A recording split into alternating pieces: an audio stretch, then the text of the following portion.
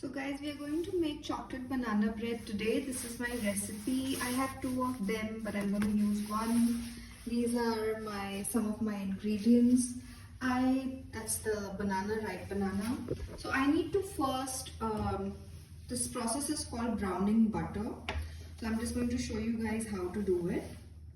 Okay, so we have taken about 1/4 cup of butter in a pan, and it's on like really low flame, the lowest possible, and I'm going to melt the butter and then slowly brown it, and you have to keep moving it.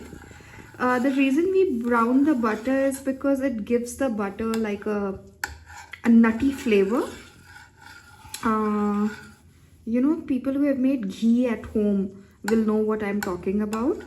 It will become slightly brownish in color and it will get this deep nutty flavor to it. So I'm just browning this butter. It will take a few minutes. So in the butter, I'm adding some spice. That's star anise. This is a little bit of cinnamon powder. Not too much, just like slightly for the flavoring. We have to keep moving the butter so it doesn't burn, because we don't want it to burn. We just want it to become slightly brown in color. Because I have added the cinnamon, it might be difficult for people who are doing it for the first time to guess, because the cinnamon makes the butter a little brownish. But because I've made it a bunch of times, I kind of know how far to take it. I would suggest, if you're doing it for the first time, to not add the cinnamon to the butter, but add the cinnamon later in the batter. You can add the nutmeg and the star anise because they won't change the color. So the butter starts foaming up. You'll actually start to get this beautiful smell, like it's the smell of roasted butter with spices. It's quite nice. Okay, the butter is almost done. You can see how it's become brown when I smoosh it around. So the butter is almost done, guys. I'm just going to turn this off. Right.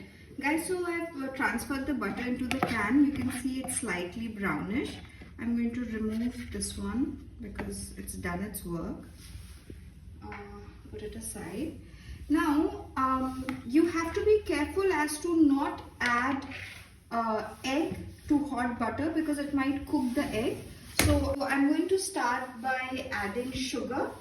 Because this is a banana bread and the banana is quite ripe, so it will be sweet. I'm using only 1/4 cup of sugar. Just going to put it. I'm using a mix of castor sugar and regular sugar because I don't have enough castor sugar.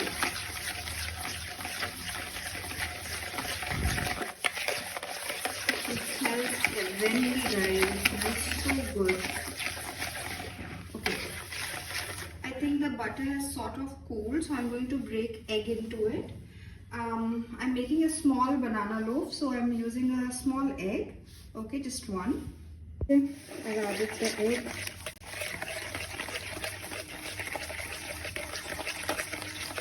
I've broken my whisk handle.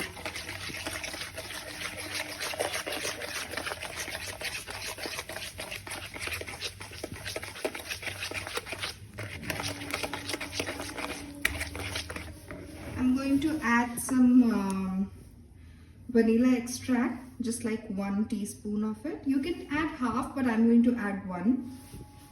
So I've added the vanilla extract. I'm just going to whisk it some more. I've added a towel because it was slipping from the counter, and I'm using one hand to record and one to sort of whisk it. Okay guys, I whisked the batter, like the butter, sugar and egg, for a couple of minutes, just enough to emulsify the egg in it. Now I'm going to add the banana. I have already peeled and kept the banana because it was starting to sort of rot, so I didn't want it to rot. I'm going to take the most mushy and ripe pieces. I think this one, and this one's pretty mushy. I think I'm supposed to use 1.5 bananas, so I'm going to go with this piece. Okay, like that. Should be well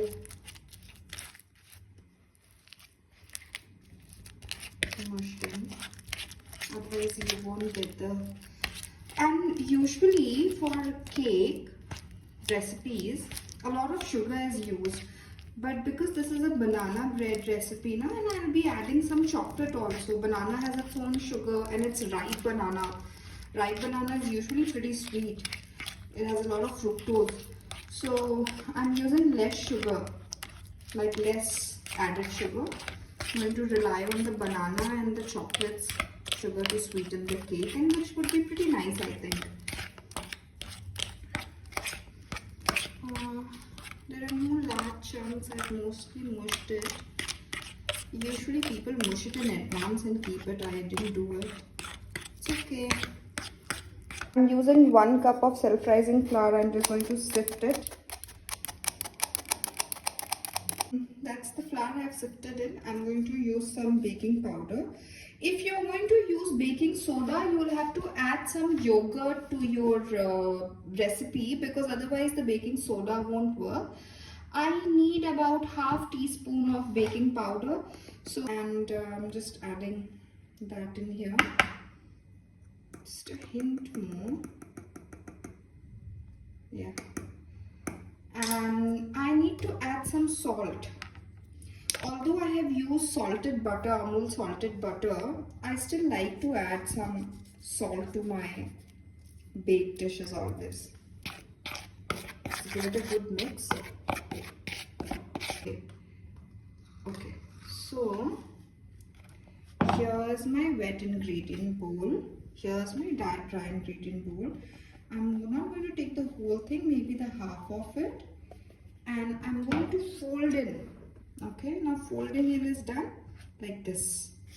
You flip it around, you turn like this, you flip it around, you turn like this, flip it around, you turn like from the other side, flip it from this side, you fold it in. You don't go da-da-da-da-da-da. That's not a good way to do it. You're supposed to fold, gently fold it in. Okay. Okay guys, I have folded in all the dry ingredients. And my batter is looking a little dry, okay, thick. So I'm going to add some milk to it now.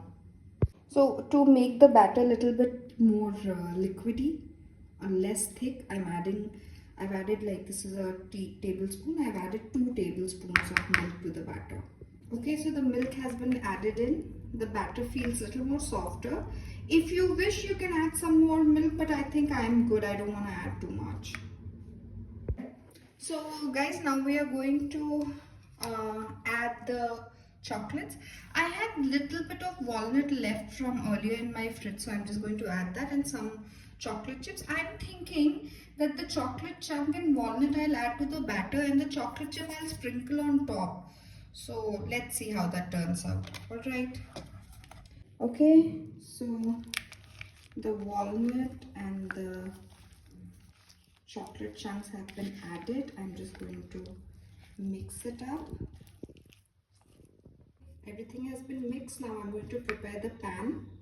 I have lined the pan in a very rough and wild way. If you guys can do it better, do it better. I generally just like shove it in and like let it be. Now I'm going to transfer the batter into the pan. But before that, I have to put my the oven for preheating. This banana bread usually takes a little bit more energy, heat and time than regular cakes. I'm supposed to preheat it at 175 degrees for about 10 minutes. So instead of 175, I'm going to do it for 180 because I don't have a 175 setting and 170 might be low. So 10 minutes of preheating and about 60 minutes of cooking. So total 70 minutes. Start. So let it preheat, and meanwhile I'll transfer the batter into the pan. Okay guys, the batter I have put in the pan. You see there's a lot of space for the cake to rise up. Now I'm going to add the chocolate chips on top. I'm using these chocolate chips for the first time. I live in a small town and we don't have too many options. Let's see how it turns out. I ate it and saw it wasn't very tasty, which is why I decided to add chocolate chunks to the batter on the inside instead of just these, because I don't want to take chance. But I guess on top for decorative purpose they should be all right. We'll know after it's done baking. I hope they don't burn. Sometimes chocolate chips burn.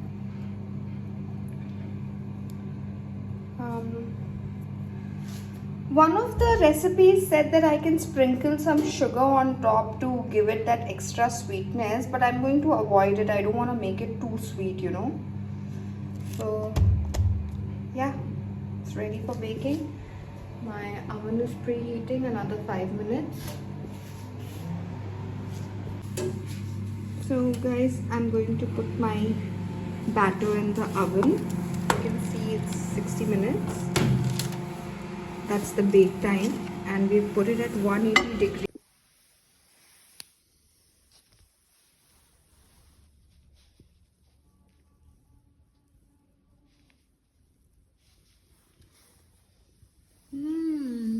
It's nice. See, some of the chocolate chips did burn, like I was feeling, but they taste good.